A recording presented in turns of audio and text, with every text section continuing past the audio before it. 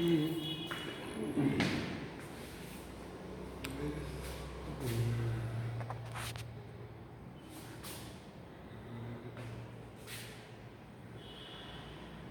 morning, children.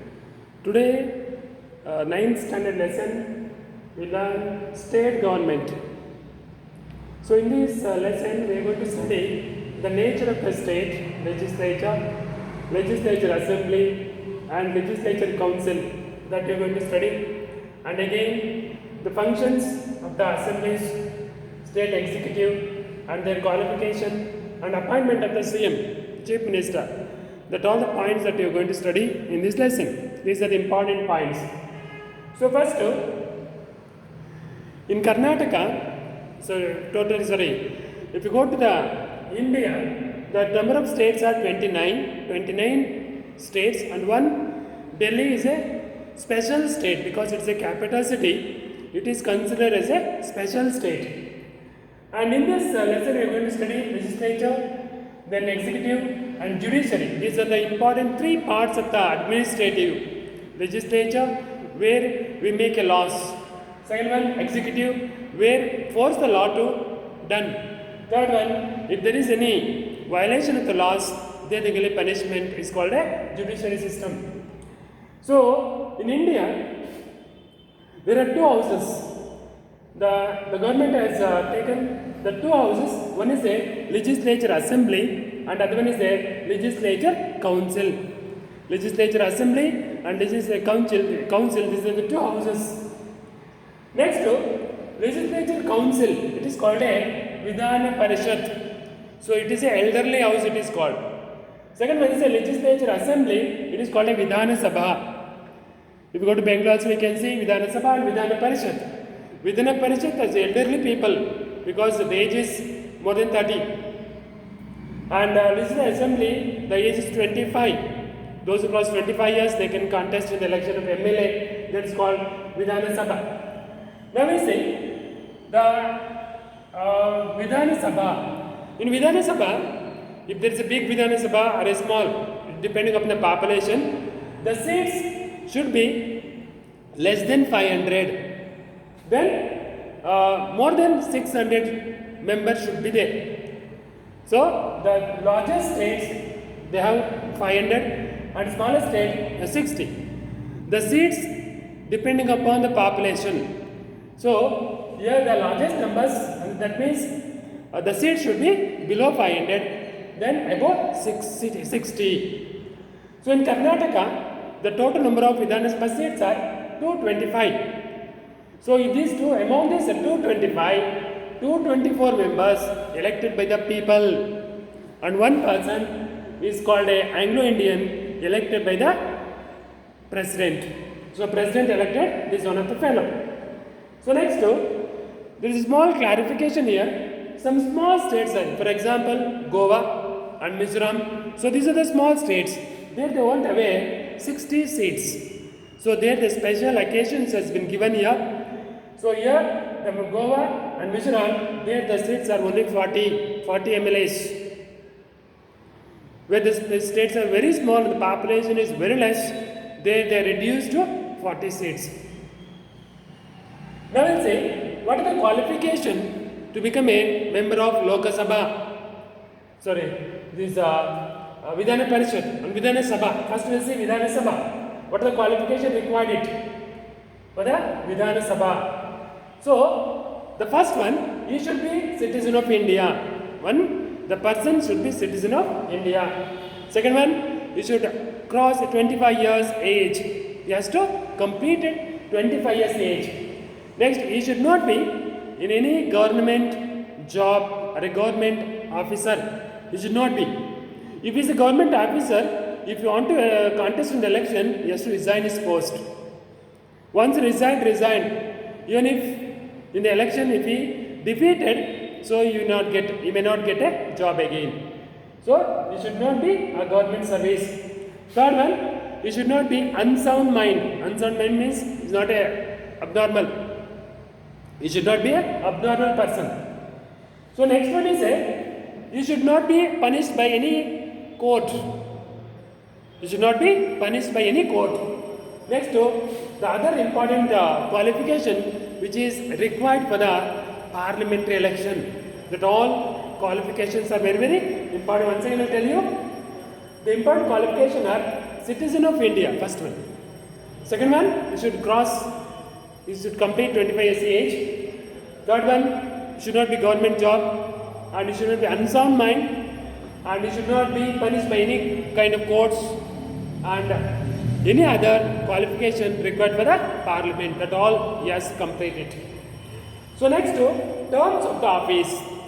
Once 225 members elected in the election, so afterwards the office will be formed. So in the office duration is 5 years. Once MLA is elected, his term is 5 years.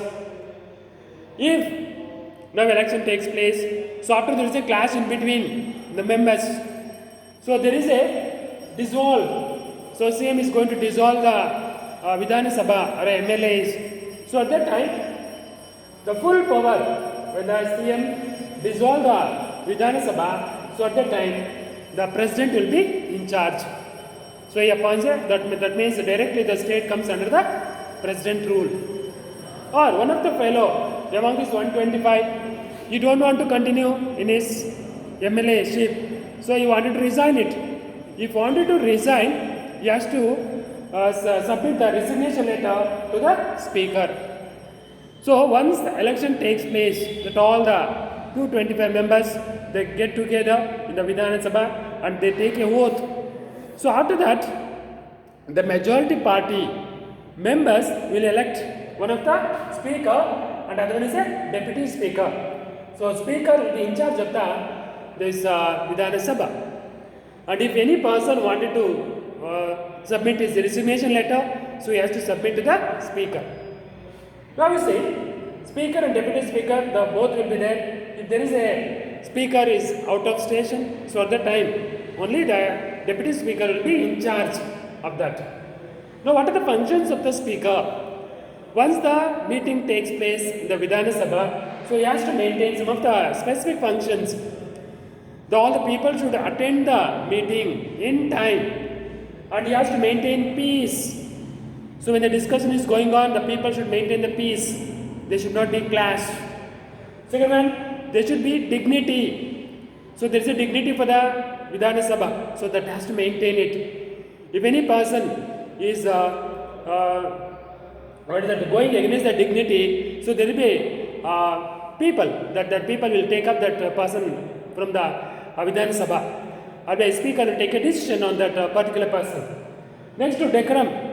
So out of 225, always the meeting should have a 2-3 part. That means 2/3 of the person, majority should be there. If there is no majority, the Vidhana Sabha meeting will be waste, and they cannot take a decision also. If you want to take any kind of decision, there should be a 2/3 of majority.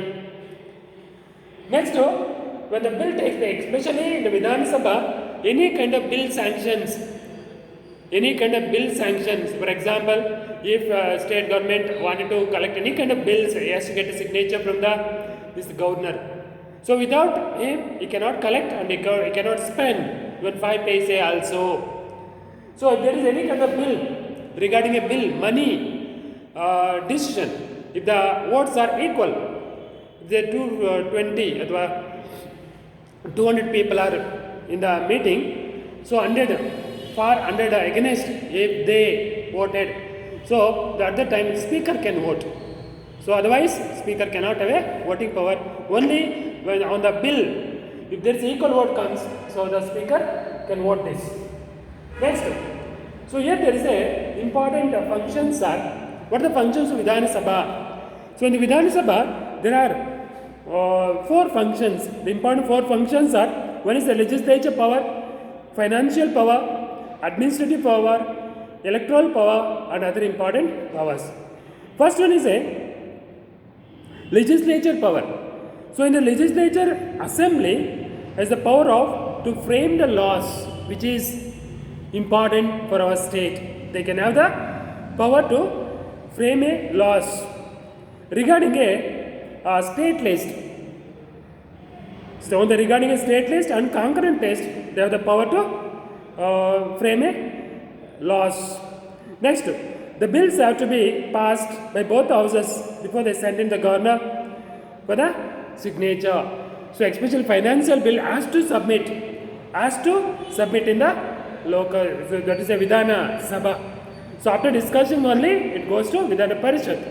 Then afterwards, if the both houses accepted, the bill goes to the governor. So the important power, the two important powers are, one is they have the power to frame the laws. Second one, they have the power to, that means the Vidhana Sabha only, the financial bill has to submit. And first they have to discuss. Then afterwards goes to Vidhana Parishad. Next to finance bill, just now I said, the legislature assembly has greatest power than the legislature council regarding a financial matter.